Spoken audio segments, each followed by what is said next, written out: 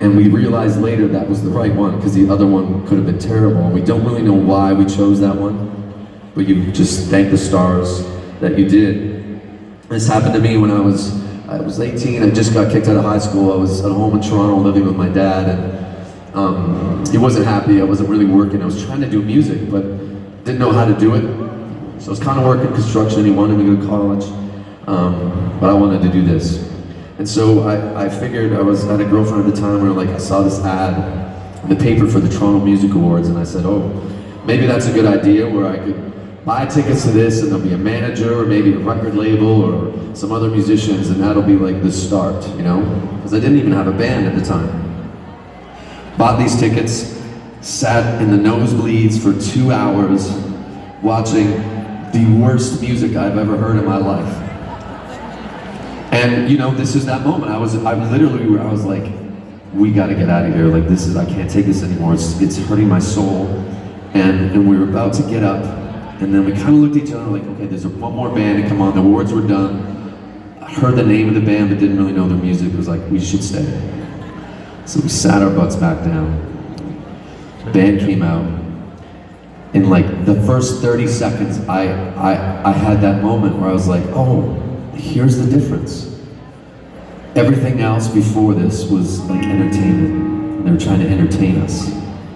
These guys were artists, and they didn't care about entertaining. They were doing their art up there, and we were privileged to watch it. Right, so the crazy thing is I think back on that time now and I get nervous because I almost left. And I swear to you, if I would have left, I don't know if I would have ended up here today. And the truth is, this band became something. We got to be friends with them and know them and play shows with them, and it's an incredible experience. I don't think, you know, none of us could come out and do this OLP 30 without paying homage to this band. So if you guys would do me a favor, take your phones out, light up the Avenir Center with me while we play this song for you guys.